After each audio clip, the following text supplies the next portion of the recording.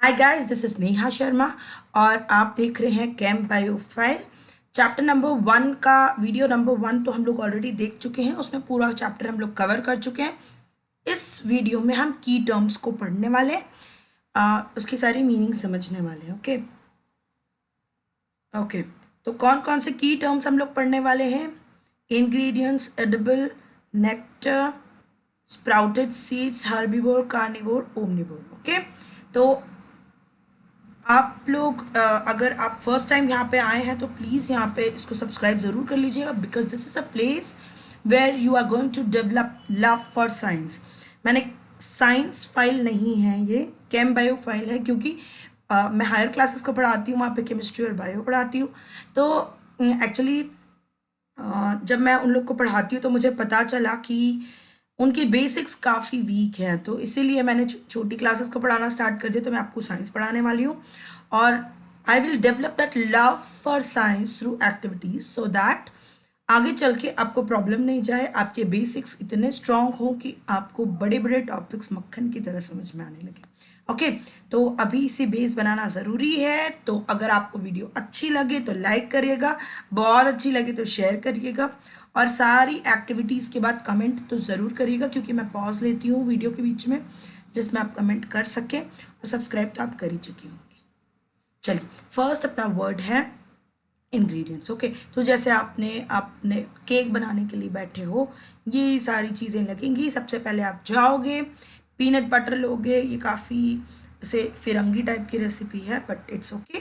ठीक है, peanut butter लिया, बटर लिया, एग्स लिया, चॉकलेट चिप्स लिया, फ्लावर लिया, शुगर लिया, वनीला एसेंस लिया। ये सारी चीज़ें आपने इकट्ठी कर ली। तो जिन जिन चीज़ों को आपने किसी रेसिपी को बनाने के लिए इकट्ठा किया है, those are called ingredients. Okay, any of the subs or any of the foods or substances that are combined to make a particular dish is called ingredients. Okay, तो ये आपको वर्ड याद रखना पड़ेगा और इसका मीनिंग लर्न करना पड़ेगा, क्योंकि it is very easy to understand, but आपको लिखते आना चाहिए। ओके, एग्जाम में। So ingredients is very clear, last video में भी मैंने आपको क्लियर कर ही दिया था। अब एडिबल क्या होता है? जो भी चीज़ हम खा सकते हैं, विच इज़ फिट और suitable to eat, to be eaten. तो अब जैसे ये तो फोन दिख रहा है, but it is a cookie. I think it's a cookie.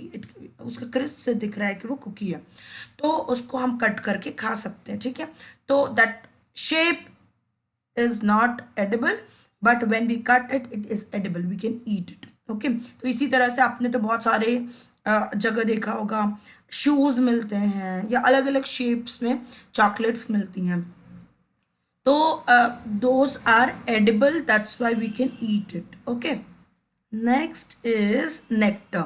Nectar क्या होता है? जो फूलों के ऊपर जो लिक्विड, स्वीट लिक्विड होता है, वो किस काम आता है? आपको फ्लावर के लिए क्या काम का होता है? हमारे लिए तो हमें पता है कि उसको हनी भी निकालती है और एक छत्ता बनाती है और ऐसी कोई चीज़ बनाती है जिसे हम आराम से खा सकते हैं, स्वीट होता है। अब वो क्या होता है वो आपको मुझे कमेंट बॉक्स में लिख के भेजना पड़ेगा। ओके, तो लेकिन आपको ये पता होना चाहिए कि वो फ्लावर में क्यों होता है, फ्लावर के अंदर वो नेक्टर क्यों होता है, उससे क्या काम आता है, फ्लावर के क्या काम आता है। ठीक है, तो ये आपको होमवर्क में करना है कि दो चीज़ें करनी है कि वो जो लिक्विड है, नेक्टर है, वो किस काम आता है फ्लावर के लिए, और हम उस नेक्टर को किस फॉर्म में कंज्यूम करते हैं। ओके, ये दोनों चीज़ें आप अभी पॉज करिए।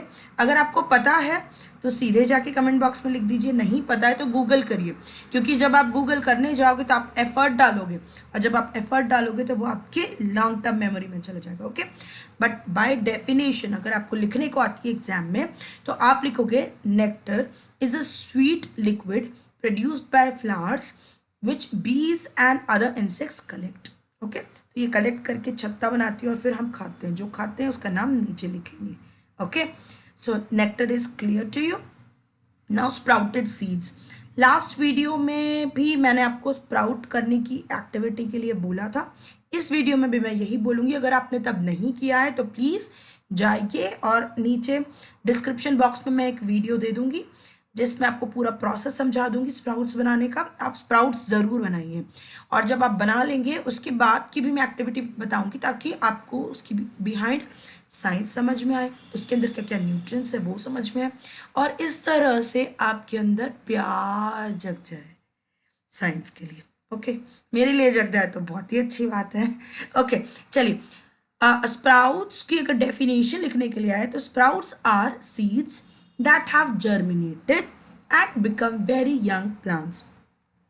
This germination process usually begins with the seeds being soaked for several hours. ठीक है, और उस एक्टिविटी में हम लोग ये भी देखेंगे कि कितने घंटे लगते हैं एक मूंग के दाने को या चने के दाने को स्प्राउट बनने में। ओके, तो वो आवर्स भी हम लोग कैलकुलेट करेंगे।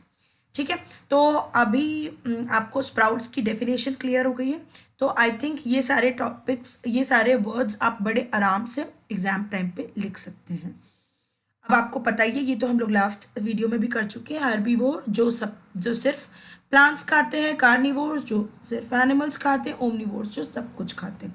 इसको मैं बहुत ज़्यादा टाइम वेस्ट नहीं करूँगी समझाने में। चलिए, एक अच्छी सी एक्टिविटी करते हैं, छोटा सा वीडियो है तो इसके बाद एक्टिविटी तो बनती है कि आप ये इतना ज़्यादा फूड पढ़ ही लिया है, तो कोई भी फूड का वर्ड जिस भी कहावत या मुहावरे या प्रोवर्ब में आता है वो आप कमेंट बॉक्स में जाके लिखिए। ऊँट के मुंह में जीरा, अंगूर खट्टे, राइट, इस तरह के बहुत सारे फूड रिलेटेड प्रोवर्ब्स होते हैं, वो जाके लिखिए, और जो मुझे सबसे अच्छा लगेगा उसके नीचे मैं कमेंट ज़रूर करूँगी। I will read all your comments and let's have some fun and enjoy the topic. Okay, चलिए, I think this is the end of the chapter, so thank you very much. Subscribe नहीं किया है तो ज़रूर से कर लीजिएगा, ठीक है। हम लोग सारे चैप्टर्स कवर करने वाले हैं 6th 7th 8th के, और then we will move to 9th 10th, क्योंकि अभी मैं पीजी स्टूडेंट्स को पढ़ाती हूँ, तो I will cover one class or maybe 5 chapters from each class and then proceed. Okay, so thank you so much. आपको और अगर कुछ ऐसा लगता है कि मैम ये टॉपिक सिलेबस पे तो नहीं है पर साइंस से रिलेटेड और मुझे समझ नहीं आ रहा है, I will explain it. Okay, right in the comment box, I will explain it. Thank you so much.